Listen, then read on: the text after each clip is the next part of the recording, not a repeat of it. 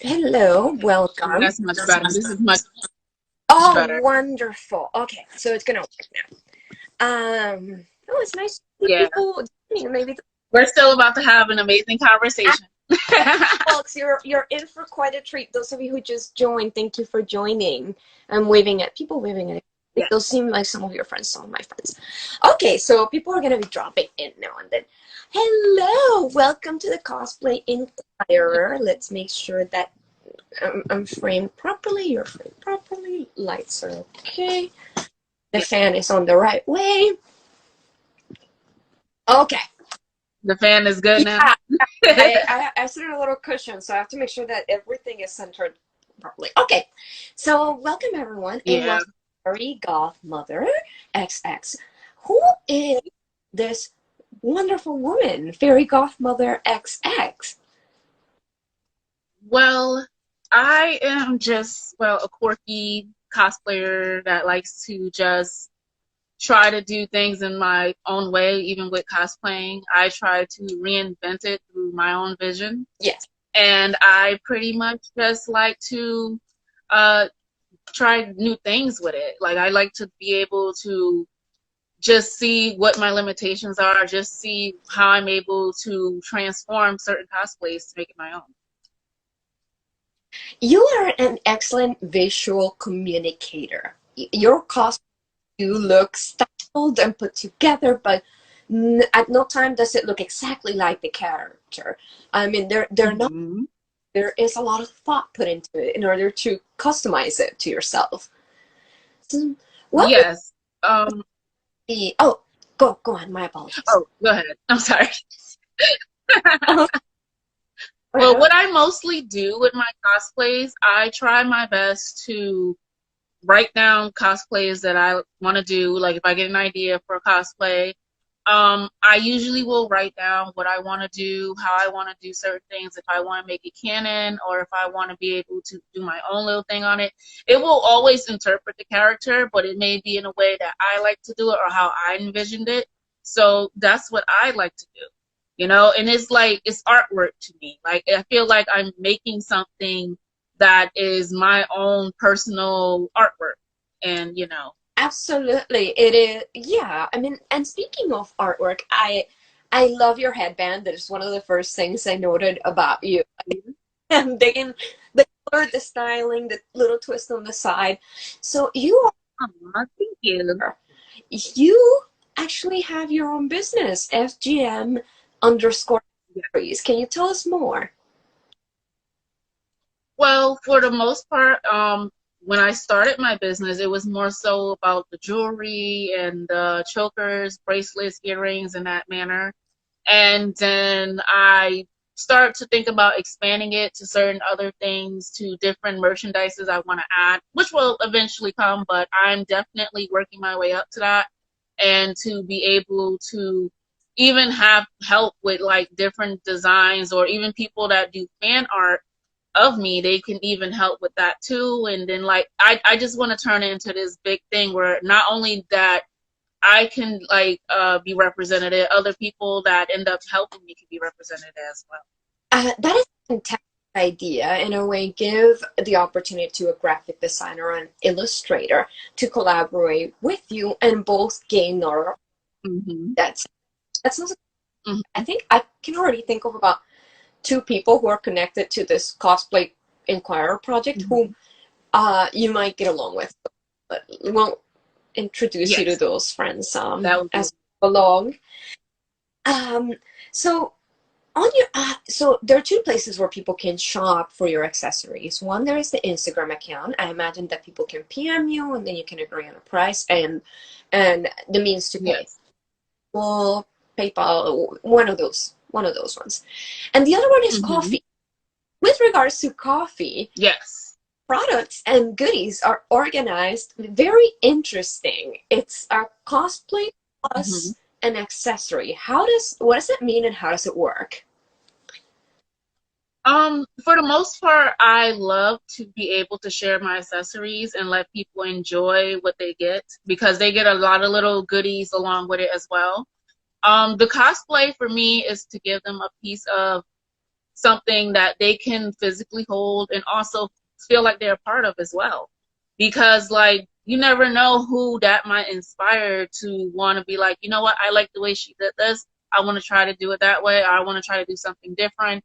It makes them feel involved. It makes them feel they are a part of this journey that I'm going on. You know, they are a part of it, and I want them to feel like they're a part of it because they are.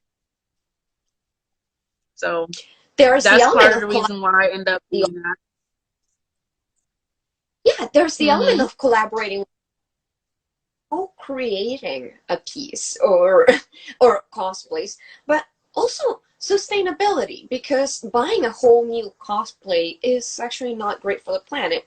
But if you can upcycle Yeah. the next person and they can reinterpret it, now you have Yes. a revival, right? So you are Yes. Exactly. your environment is Exactly.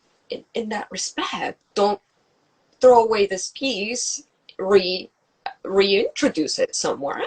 It's been times I take different cosplays and I don't make certain things like exactly like when I did Harley Quinn, I did a cowgirl Harley Quinn. And I Ooh. got my inspiration from another cosplayer that's a good friend of mine, Gapi, because you know she's amazing. And I ended up using that idea, but I did it in my own way, and I love how that came out. I plan on doing it again, probably adding some more things to it. But I definitely love when I can take a character and just have it step out of the box and pretty much be able to do what I want with that character and to mold it. Like I've even done uh cross animation of things. Like I did Todoroki, but I did Todoroki in a cat make Ah, outfit. So it was very cute. And it was like his attitude and his stuff was there, but like it was in a maid outfit, and it had like just visualize how funny that is. Like he's sitting there talking to Deku, like, "Oh my God, I'm really standing here in this maid outfit. Like I want to be here." Like, I wonder how much I pay him for him to reluctantly get into that outfit. I mean, how many times humiliating Deku? No, sorry. But but like I had fun doing that. I just really was like, uh, I'm about to do this because this is funny. I love those interesting combinations that create a new layer of meaning.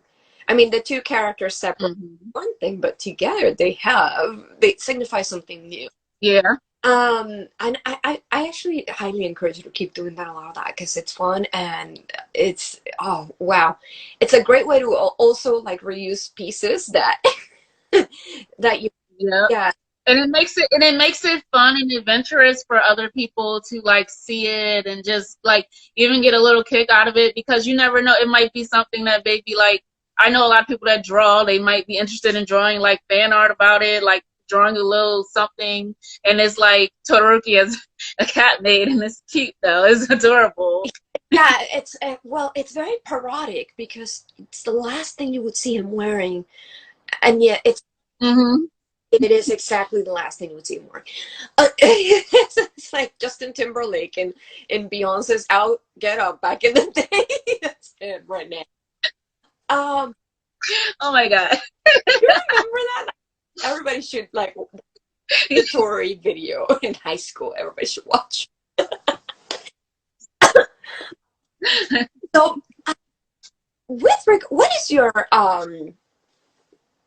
how does the creative process happen? How does the magic happen, both in creating an accessory and in styling a cosplay? Well, with styling my cosplays, what I usually do, because I have a notebook where I usually write down cosplays. Like if I see a cosplay, I'm like, oh, I want to do that. I'll write it down. But for the most part, I'll always go back and I'll put extra details in those like sections of how I want the hair to look, how I want the makeup to look, how I want what I want. Like it won't be canning, but at the same time, it can be like something I can create.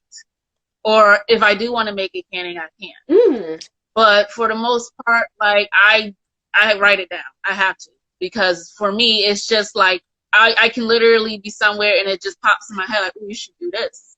you should do that. And I'll be like, yep, let me write that down real quick. And then when I go back to it, just in case later on I don't remember, it'll come back to me, and I'll really make plans to do it in that manner. There's something about writing down what you want to do that a little easier to do. And there's some kind of like manifestation sorcery in there, but but I do it more so for me just to remember, because I'll end up thinking about such great ideas, such great, wonderful ideas, and then later on, like, I'll just forget, and I'll be like, oh my God, what was it? It was something, and then later on, I'll remember and be like, that's what I was supposed to do. yeah. And now, and it would, like, especially when you have a busy schedule and you're going through life, and everyday life is something. So It sounds like a great way to stay organized and not forget those godly moments when you get inspiration. That's I mean, we all struggle with that. I wish I could have written that down. Yeah. I forgot it. So it's nice to see that you're consistently combating that human forgetfulness. So Yes. your favorite cosplay to embody and why? Well, my favorite one has been Baby Doll from Sucker Punch. And besides just completely loving the outfit in itself, I don't know if you've seen the movie, but the movie itself is it spoke to me in a way like she's living in this very like horrific type of environment. But in her mind, she makes this fantasy where she is pretty much the hero, pretty much the person that is strong, and that is she's in control of what she wants to do. And I took that as like, especially with so much that's been going on with the pandemic, Yes. that we don't have too much control of what's been going on. So it feels like we have to live out certain things certain ways so that we can be able to manage. And that's the way I felt like, I have to do certain things to just manage. So not only when I put on the cosplay, it just came all together for me to really be like, I can like be this person that I want to be. And just the way she felt in her own fantasy in the movie, like she can be this person that she wants to be, regardless of how everybody else sees her. We are seeing resurgence or a real surge in escapist aesthetics. And what comes to mind? Fairy core, dark academia core. What are some of the e-girl one with the two little dots underneath your eyes for makeup? The anime style. I've seen some K-pop inspired things, but I don't know if that has maybe K-core. Yeah. Like yeah, like people are trying different aesthetics, and you know what? It's because like we had a chance to calm down. Like I think honestly, because of this pandemic, we have been able to calm down, and everything has come to a stop. Put on the brake. Yeah. Yeah. So like, the world had to stop at one point, and we had to reevaluate our lives, and we had to look at what was more important to us, what was valuable to us, what was meaningful to us. So, even with situations where people are working at home, to see that you can work at home and still get the work done, it makes you more comfortable working at home than being in an office and trying to like get there, commute. The commuting is probably crazy for most people. I can only imagine, depending on where you are. And it makes it better because like now people are able to like really value their time, really value their space, and really take the time to go, what am I doing with my life? Is this what I want to do? Is this where I want to be? Have these creative ideas come back to them. I mean, my commute right now is hysterical. It's from my couch to the fridge, and but I pretty much we all got because of it. I mean, sales of sewing machines last year. I was trying to get my hands on one, and it wasn't happening. Timber has low supply because people are fixing up their houses. What other things like are down in short supply? I think metals.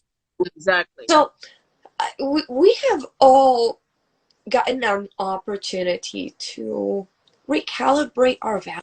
It's like we hit the reset button. It's like we hit the reset button to reset a lot of the things. And like, especially with this generation, like I think, well, I'm a millennial. I don't know what generation, like if you're part of millennial generation as well.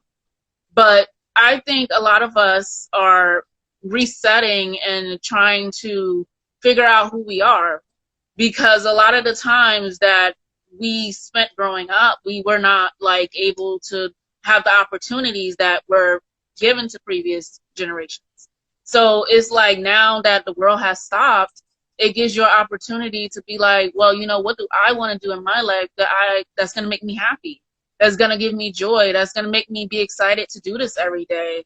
Like, do I want to keep doing this every day? Do I want to keep going, commuting, doing all of these things?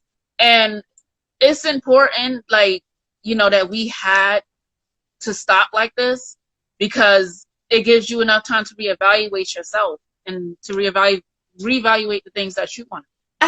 So, you know, that opportunity right now, and it's not an opportunity, it's kind of because going out was illegal, but but I think that we needed to be forced to look inwards, because otherwise we weren't gonna do it.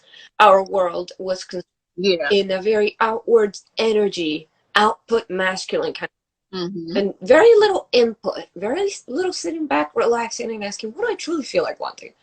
And yeah, because I know like people that have jobs, and it's like, you know, you're working your behind off to do what you have to do, and it's like, I never really looked at the news like that, because I just try to stay away from the negativity that's on the news most of the time. But a lot of the times it's like they're talking about economics and they're talking about things that people need to survive, and people are literally having to do 2 or 3 jobs just to survive, which it shouldn't be like that, because the human body can only withstand so much. No. So, you know, less. No, let's work on working less, not more. Yeah. And more so doing what you love to do, because like, you know, one of the other little philosophy that I had that basically my grandmother told me was like, if you love the job that you do, you never work a day in your life. And that to me makes me feel like, you know, you don't think about it, because it's like, you'll be like, I enjoy doing this. I enjoy cosplaying. I enjoy making my jewelry. And it's something that I love to do. It's something that's calming to me. And it's like, you know, I don't feel like I'm working. I feel like I'm just literally working on another project and having fun, and can't wait to share it, and can't wait to collab with other cosplayers. And it's just like, it's the exciting thing for me. So, you know. Real fulfilling work is therapeutic. You're sitting there creating something, and it's bringing you calm. It's actually settling you down rather than unsettling. Exactly. And nothing is more unsettling than commuting for hours in traffic or on the subway. No one needs that no more. You don't need that. Exactly. All the horns honking and people being crazy, and you're just looking like, I need my coffee. Like, I can't do this. I need coffee. I mean, that's coffee 420. Coffee. All right. So, for new cosplayers, regardless of their age or their background, and cosmakers, anybody in our community, what advice would you like to leave for them? What do you think is important to take? I would like to say to them, do what it is that you are being inspired to do. Because you never know what doorways that might open for others that share the same idea or have the same thought as you.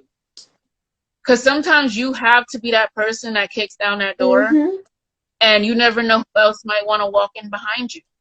And you never know who may want to collab with you, to work with you, to help a vision come together.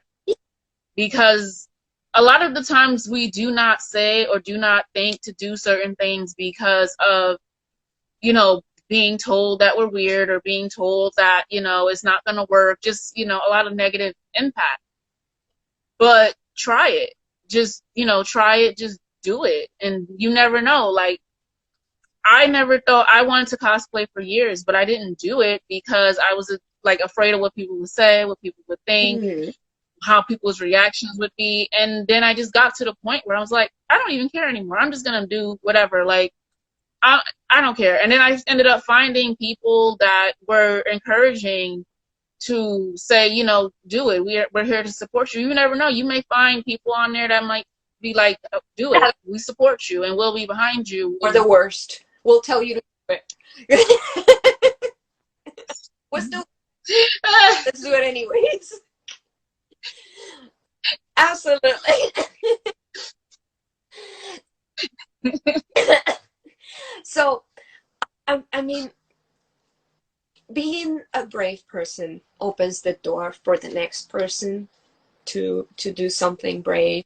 yeah, Cosplay is actually it definitely does. an inward journey, cosplay, that has an outward aesthetic. It's more of an inwards journey for Yes.